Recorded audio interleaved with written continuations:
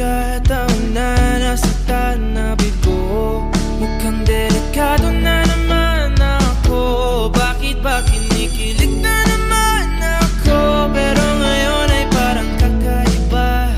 Pag nakatingin sa iyong mata, ang mundo ay kalma. Kailangan kong pumasok kahit mayroong trangkaso. Pag di kasi pumasok, malaki ang iyong atraso. Saan nagbibigay ng sweldo kung tawagin natin amo?